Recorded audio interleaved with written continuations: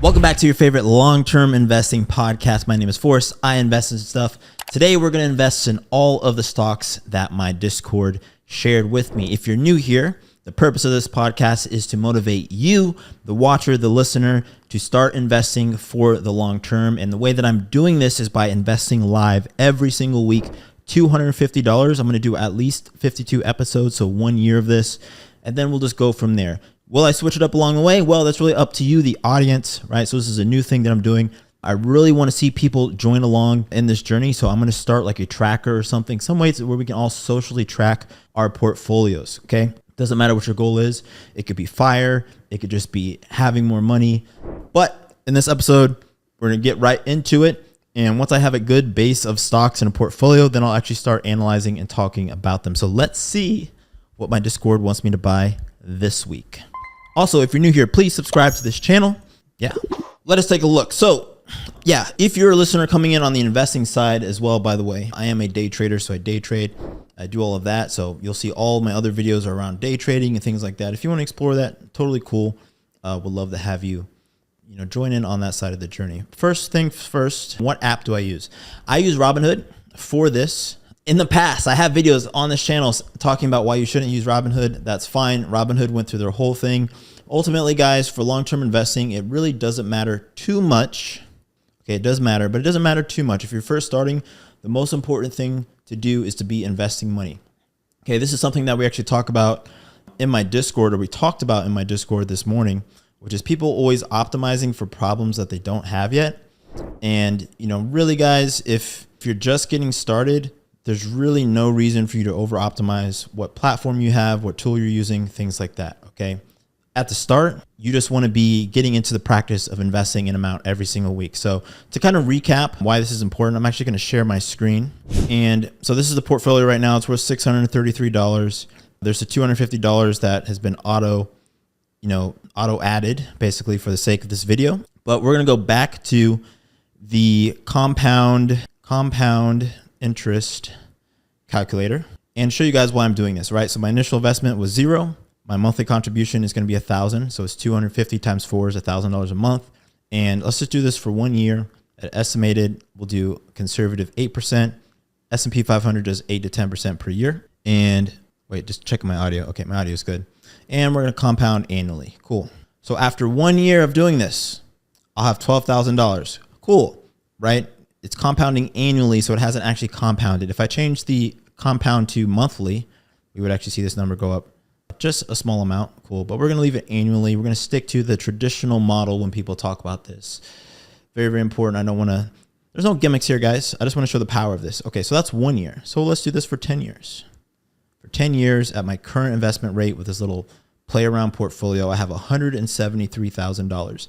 And the reason this is so important, guys, and why I really, really want you all to start doing this is I want you to ask yourself, right? 10 years seems like a forever, seems like a very long time, but 10 years will pass, right? If you're older than me, right? I'm in my early 30s now. If you're in your early 40s, ask yourself. And if you don't have $173,000 in the bank, but you did have $1,000 that you could have been investing, okay, just know that, okay, that's a missed opportunity.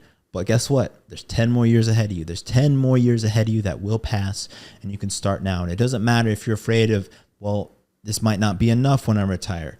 Do not let that be the reason that you don't start. Okay, this not being enough is better than zero not being enough. Okay, we always, as people, we can get into these traps, these cycles of despair where we do nothing because we feel like if we try, we're not going to do enough. I'm telling you, it's better to have something than have nothing at all. And when you start with this, having money brings more opportunities for money. That's something that I can tell you. That's a fact, something that I've learned from my own life. When you have money, there's more opportunities to make money. So this is a slow boil to an inevitably better end. Cool. So let's get back to what do I need to buy here? So in my portfolio right now, we can see here I have Apple, VOO, which is Index, Tesla, Palantir, NVIDIA, Microsoft, Procter & Gamble, Invax, not even sure what the company name is, 3M, Berkshire Hathaway A shares, TQQQ, Lulu, Boeing, which is BA, and ARM. My Discord wants me to buy, if we can get over that, they want me to buy J&J and TLT from Alan. Shout out to Alan. Peloton, which is on super discount, UTG, and Huma and RTX. So altogether, that is 1, 2, 3, 4, 5, 6. 6 stocks. So we're going to bust out the calculator. We're going to do 250 divided by 6. I'm not going to do it in my head, even though I kind of want to. $41.66. So we're going to put $41 into every one of these stocks. We're going to start with Allen's with J&J and TLT. $41. And J&J, we're going to buy a buy order. We're going to buy it in dollars. We're going to do 41. Okay, this is essentially a market order. For those of you new to investing, so let's talk about this here on this episode. There's different order types, okay? A market order is basically saying I want to buy $41 of this stock at whatever the current price is. Another option from a market order is a limit order. So instead of doing this, I could say I want to buy $41 worth of this stock, but only at $145, or when it's $145. So that order would execute when this goes down to 145. We can see right now the market's open. It's the middle of the day. It's 2:46 p.m. The stock's at $146.19. For the sake of this video, because I want to focus on long-term and the power of long-term investing, we're not going to min-max this. Again, it doesn't mean none of that is possible or important. I'm literally a day trader, guys. So you can go watch my other videos. You can see that I speculate on much, much smaller time frames. But the point of this is not to speculate. The point in this is to build a portfolio of long-term stocks that we believe in. In this case, you guys, the community, and we're just going to buy them. Okay, $41, purchase, buy. Boom, purchase. The other one was TLT. Whoa, what the heck am I typing? TLT, iShares 20-year Treasury bond. Okay, not my favorite. I prefer equities, but bonds are cool. Shout out to Allen. Well, I'm going to do, I think, 2 more of these, and I'm going to start to review everything in my portfolio. So I'm going to hold most of my thoughts for now, and we're just going to get these, track their performance over time, and we'll start to talk about what we can expect from these different types of asset classes as well. So we got J&J, TLT, Peloton. I made a ton of money on Peloton puts a few years ago. So funny story, Peloton. Let's see if we can go to the 5-year, if we can see that dip. I actually don't remember when it was, so it doesn't really matter. But Peloton in particular, I bought puts, and there was a 0-day put. So for those of you who are long-term investors, there's these things called options that allow you to speculate on the future price of really anything, right? Derivatives, there's all types of derivatives. But in stocks in particular, they're called options. And you can basically say, hey, I think the price is going to go up to this price, or I think it's going to go down to this price. So I took a bet saying it was going to go down. And that bet I was expecting to play out in like a month. It happened like while I was at lunch, like 45 minutes later. Made a ton of money instantaneously because they had just announced some negative news about their quarter. It was terrible, right? So got very, very lucky in that regard. So Peloton, really paying it forward. Let's go ahead and execute that order. Bought $41 of Peloton. Accumulated thanks to Chubby Trader. Chubby Trader is, yeah, he's a funny guy. UTG Quad, our most consistent trader in the Discord. Shout out to Quad. Quad coming through with the UTG, looking for the monthly dividends at 8.7%. So dividends is something that I do want to talk about on this channel. We'll segment time and episodes to each type of different asset class, and we're going to circle back on these things over and over again, guys. So don't get worried. Let's go ahead and finish these buys here. So UTG. Reeves Utility Income Fund. Interesting. Okay. The stock is not supported on Robinhood. So we can't buy UTG. Let's go Humacyte. Humacyte engages in the business of developing and manufacturing off-the-shelf, universally implantable bioengineered human tissue, advanced tissue constructs, and organ systems with the goal of improving the lives of patients and transforming the practice of medicine. The company was founded by Laura E. Clayson, Shannon Dahl, headquartered in North Carolina. Okay. So this is a biotech company. The biotech industry in general is an interesting one because it's known for its big pops and extreme failures. Okay, so when you're investing in any company that is trying to, and actually I've done zero research on this, so I don't know where it lies on this spectrum. But when you're investing in a company, whether it could be biotech, it could be tech, right? It could be a traditional manufacturer whose sole purpose for the entity is the creation of some nascent technology, new technology. They're trying to create something that doesn't exist. And for the market is untested, much more speculative. Okay, so this is in the long-term portfolio. I bought it because it's on the list, but this is something that where if I come back and review it later, I might take out because I want my long-term portfolio to be mostly full of things that have proven track records and things like that. Let's actually take a quick peek at their 3-month, 1-year, 5-year. Yeah, very, very typical graph for products in this industry, stocks in this industry, right? They IPO'd, made some money. The price hovered within the range of the initial range post IPO, and then it trailed off. And literally this thing is just waiting for good news. These biotech, these tech companies, they're just waiting for good news for something to happen. Okay, so that's Humacyte. RTX. Let's look at RTX. RTX Corporation is an aerospace and defense company which engages in the provision of aerospace and defense systems and services for commercial military. Okay, defense company. I like it. We'll check it out. Not bad in the long-term port. Obviously, you know, these things do better when there is global instability. So I'll have some thoughts on that. And we've got $41 extra to put away. Actually my buying power. How much buying power is left? Yeah, 45. So a little bit extra. So I'm going to buy, like I always do with my leftover. I'm just going to do VTI. It's a Vanguard Total Stock Market ETF. And I want to talk about why I like ETFs in general in this video. Okay. So exchange traded funds are funds that are a basket of stocks. And if you think about what we're trying to do with a long-term portfolio here, let's see if we can actually look up the holdings of, it says what's in this fund. So for every fund, you can actually look up its distribution of holdings. But when you're doing a long-term portfolio, what you're really trying to do is diversify and make money across multiple sectors, right? So you want sector diversification. So that means I don't want to only be invested in sectors that all move in the same direction at the same time, right? So when the sector is up, I want this sector to be down and vice versa when they flip-flop. So you're going to have a medium return based off of the average of those two movements, which is what we want in our long term. You want cycle diversification, right? So if you're all retail, you know that retail makes all their money around certain holidays and things like that. There's all these different types of diversification. You want large cap versus small cap diversification. So you want the ability to have some of your portfolio grow a little bit more than others because these companies are smaller and have upside potential. A company that's very, very mature, you know, their revenue graph can only go up so fast, realistically. Ownership will tell you otherwise, but that's just the truth.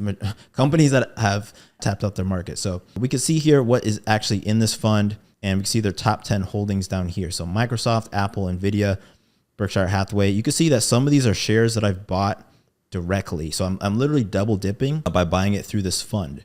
The cool thing about buying a fund is, again, when we talk about those returns that the S&P 500 gives, like the 8 to 10%, you can access that by buying funds like this. So there is nuance. You can look at the historical performance of any fund really easily just by going like this, right? But we can see here that if I had bought in at, you know, the lows of March 2020, it was $115 with a current price of $252, right? So a nice little upward sloping graph. And this is just going to follow generally because it's a total stock market ETF, the return of the total stock market. Another option that I like to buy is VOO.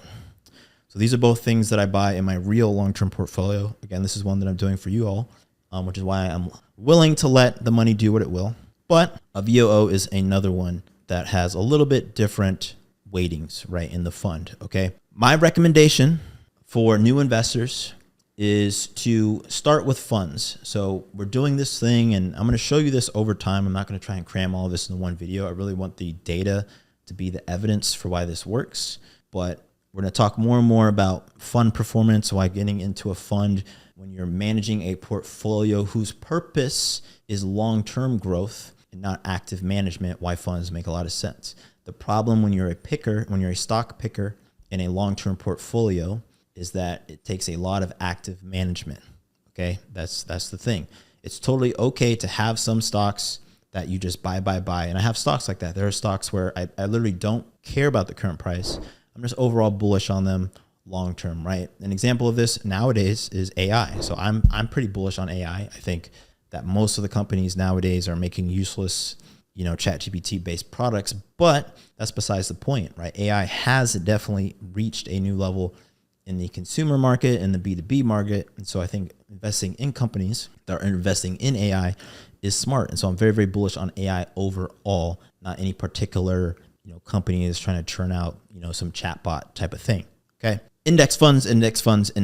So if you're just starting, this is your first video that you're seeing of this, you're like, man, I don't know where to start. Here's where you're going to start. You're going to go to, it could be Robinhood. You're going to figure out what app or broker you want to use. So Robinhood, it could be, this is something I'm going to talk about in a video, like what broker should I use to start my long-term portfolio? But there's tons. There's Robinhood, there's Webull, okay, there's Fidelity. Fidelity has great long-term funds as well, so you could use them as your broker and your funds. I'm a trader, so I have different needs. I like my tools to have much more capabilities than what you would need for somebody who's just investing. There's things like M1 Finance, which I loved. I loved M1 and their purpose and their app. I haven't looked at it in over a year. But M1, like the ability, the really cool thing about M1 Finance, let's actually just pull it up here. I can reshare my screen, okay?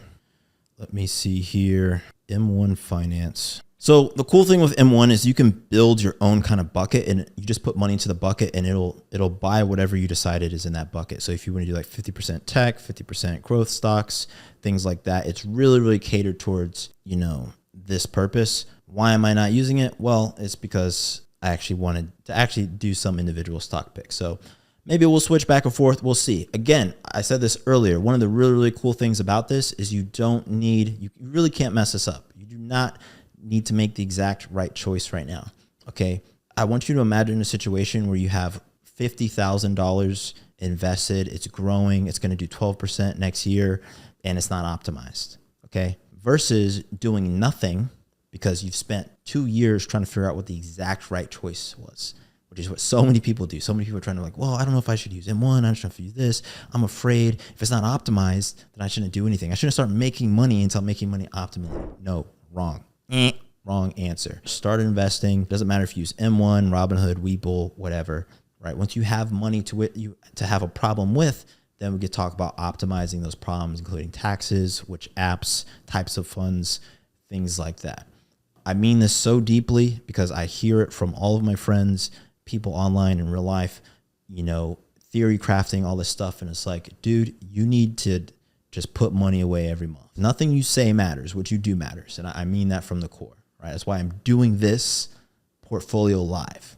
Okay. It's so important. What you say does not matter. Okay. Words are action and agree. And I'm being a little bit flippant for this point here. But when it comes to finance and investing, what you do matters. Okay. So you can have your theories about what the most efficient port is and all that stuff. But, you know, really, if you're saying that, I'm going to look and say, okay, what does your portfolio breakdown look like? What are you doing? Because that's going to show you what you really believe in. And ultimately, it's going to benefit you in the long term, which is the main point here. I really don't care in this series if the portfolio does very well or not. Okay. Worst case, you know, it'll be down 20, 30% at some point. But because I've been doing this for a long time and I have a portfolio that has went up and down through, you know, 4 figures and 6 figures at times, that it's totally fine. And so we're going to do that together. And I really just want you guys to start. I don't know how many times I can say it. The whole point of this is to get everybody who sees this to start investing long-term. Having money in the bank, it buys you options, it buys you security. It gives you choice. Okay. It means that when something bad happens, because something bad will happen in this life, this limited life that we live, you know, it could be someone getting hurt. It could be a funeral. You know, I've paid for a few funerals for friends because they didn't have money. And it was important to me that they were able to bury their family. And that's some real shit, guys. That's not fun to talk about or even think of, that having money can solve. And so, yeah, it's just so important. I guess I'll stop saying that. Subscribe, hit the notification bell. If you want to learn how to trade and join the community, you can go to wap.com/tradeedge. I'm thinking about if people start coming in for long-term trading and things like that, if I'll create a separate Discord or something. Right now, I don't know, but we're just going to do this together. We'll figure it out along the way. It's all going to work out. Deuces.